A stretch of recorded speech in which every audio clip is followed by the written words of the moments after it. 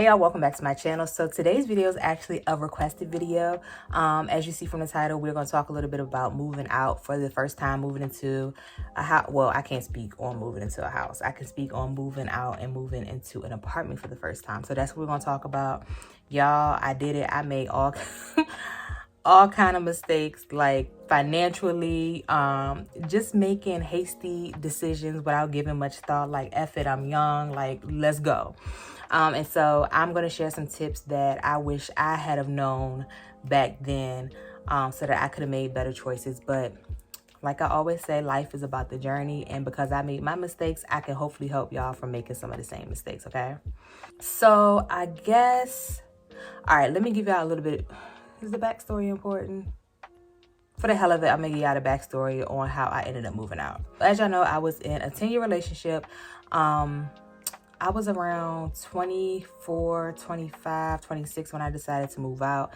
And the way that happened was we were on a little break. Literally, y'all, it probably was like a weekend break. But I was like, you know what?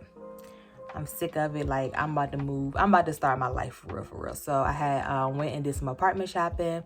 I had gone to this apartment, applied for the apartment, got the apartment, signed the lease. And by like Monday, we were back talking again, and I had told him about me moving. And he was like, well, yo, it only makes sense for us to do this together. So we ended up moving in together. Side note, I think I signed the lease for the apartment. So I moved, it was like September the 15th or 16th, I believe. And I think I signed the lease for the apartment like September the 1st. So my decision to move out was completely random, I guess I would say. It was not planned at all. And that actually ties into some of the tips that I'm going to give y'all today, because baby, if I could do it all over again. So, you know what? When was that? What year was that? I think it was like 2016. I remember SZA had just popped. Whatever year that song came out, I feel like that's the year that I moved. But anyway, so the apartments that I moved into were we moved into were actually luxury apartments. And the funny thing is, when we were in college, we used to take like little road trips, so to say, because we went to brother and sister schools, and we would take little road trips to the city. And we would always say like, yo, one day we're gonna live in these apartments. Y'all, I've been manifesting, okay? So we moved into these luxury apartments. I think rent was like, I think when we first signed our lease, rent was like $1,400, I believe. But they were really nice apartments. I was super satisfied, like had great amenities and that kind of thing. But like I said, our plan to move, I can't even say our plan to move, because we literally did not have a plan to move. So my first tip would definitely be to plan ahead. And by plan ahead, I mean, if you are deciding to move out, let's say in January, 6 to 9 months beforehand, I would start getting stuff that you would need for the apartment, whether it be decor, toiletry items, appliances. Like, really take advantage of time being on your side in that situation. I know sometimes we get in situations and we just ready to move, but I'm telling you, y'all, plan ahead. You know, if you have space where you live now to start getting stuff and storing it away, do that. If you have to get a storage unit to kind of store stuff away, do that. One thing that I do is for my bigger or more expensive appliances, those are the things that I ask for, like during the holidays, for my birthday, for Christmas. Yes, girl, my birthday is a holiday. Those are the things that I ask for during those times, or either I'll make sure that I pick those things up during the holiday time, because you're more likely to find a sale on those items. My second tip would be to get to know the area. Now, for me, that really was not applicable because I moved to an area that I was already familiar with. But as we start to venture out, moving to different states, different cities, definitely get to know the area. If you are someone that requires frequent medical attention, I would definitely make sure that you took the time to find the nearest hospital, and just make sure that the distance was something that you were comfortable with if indeed you did experience a medical emergency. For me, one thing that was super important when I moved is I was really heavy in my Creations by Sherelle business at the time. So I was near Michael's, I was near a Target, I was near Walmart, like literally right across the street from a Walmart. The post office, like those were all things that ended up being very important to me, just feeling more comfortable in the day-to-day management of my business, because if I needed to run out and get supplies, it didn't really take a lot of my day. Literally, I was maybe like 3 minutes from Michael's, and I'm telling you, that saved me time after time after time. So definitely make sure that you take the time to scope out the area and make sure that all of your needs in terms of your accessibility are being met. Number 3 is budget. I didn't do this. I ain't gonna even hold y'all. I knew that I wanted the apartment. I wanted a 2-bedroom, 2-bathroom apartment. I knew what I was making at my job at the time, and I was like, let go. Like, I did not sit down and say, okay, here are my bills. This is the amount of money that I want to have left over after I pay my bills, and this is what I'm really willing to invest in terms of paying for an apartment every month. You definitely have to budget. Do not be like me. Like, I was just out here living, and I made some of the worst financial mistakes of my life by doing that. Number 4, get to know the staff. Get to know your property managers. Get to know your staff in the management office. Get to know the custodian. Get to know the maintenance people. And the reason that I say that is because when you need something, they are quicker to help you because y'all have developed a relationship.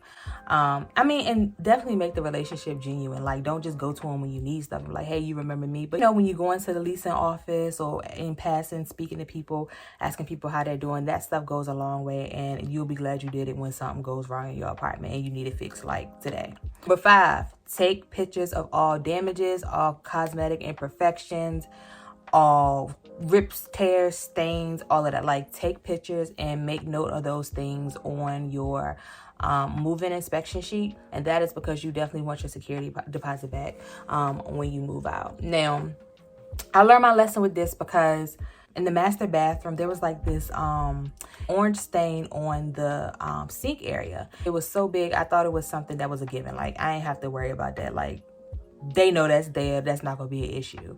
And it's definitely something that I got dinged on when I moved out. Number 6, this one is optional, but it's a necessity for me. Get reserved parking.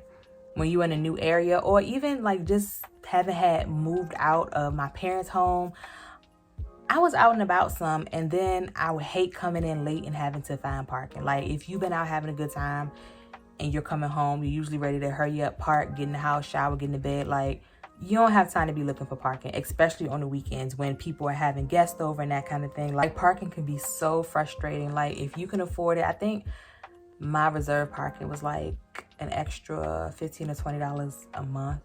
And my boyfriend paid for it because he won't feeling like me having to look for parking and that kind of thing. So make sure you get reserved parking if it's something that you can afford. I definitely say that it is a great investment because, like I said, you just don't want to have to look for parking. Number 7, and this is where I messed up big time. You don't have to have everything decorated at once. Like, don't try to decorate everything at once. Y'all, I ran my credit card up so bad doing that. That was one of the dumbest things that I did. And let me not say dumb.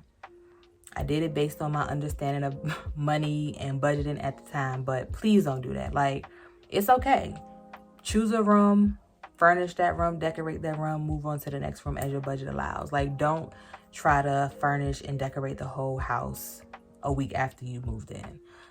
That's something, if you don't listen to nothing else I said, because you need the budget. Well, I guess they can go hand in hand. You want to be able to decorate your full apartment a week after you move in, just make sure you budget for it ahead of time, or start buying the stuff ahead of time that you feel like you would use to decorate. I'm not somebody that can do that just because like I said, I'm a visual person. So I have to get in the space to really create or see my vision for it. But if you're somebody that can pick up odds and ends and, put something together or already have it in your mind what you want to do in the area, go for it. I would just say, don't do like I did. Number 8, don't get comfortable. If you are someone that has plans to buy a house, or, if you know you don't want to be in an apartment long term, I would definitely say come in with goals, come in with the action plan and make moves. Don't, it's so easy to get comfortable in a new space once you moved out of your parents' home. And it's kind of like you just want to bask in that for a while, which is okay. But those years will pass by and you'll get up one day and be like, damn. It's been 10 years and I'm still in this apartment. And again, if that's what you want, if you want to live in an apartment forever, that's cool. I'm not talking to you. But for people who definitely aspire to buy a home, or, even if you aspire to move out of state, just have a plan in place to get there, because again, it's so easy to get comfortable in your own space. Number nine. Have a savings, y'all. I don't think I had a child. I was out here making the worst financial decisions in my life. I don't even think I had a savings when I moved. I was out here living on a hope and a dream. Like, no clue as to like how horrible my decision making was at that time. Definitely have a savings, because if anything happens, you do not want to have to call back home to mama and daddy and be like, look, I'm gonna need some help. So definitely have a savings in place. I hope this video helps somebody. I'm definitely an advocate for independence. If moving out is something that you want to do, go for it, but just make sure you plan ahead.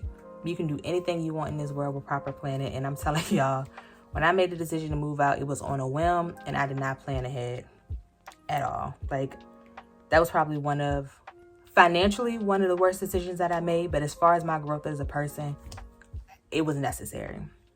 And I know that's like, the two probably negate each other as I'm explaining it, but I'm telling you, like, I needed that experience because it taught me so much about myself. It ultimately, you know, ended up being one of the experiences that prompted my spiritual growth. I won't go into that, but just make sure you plan ahead. Again, I appreciate this request. If y'all have any requests for me as far as the video is concerned, hit me on my Instagram _Sherelle Reloaded. You can write it in the description box. In the comment box here, and I'll take a look at it. But if not, I'll see y'all in my next video.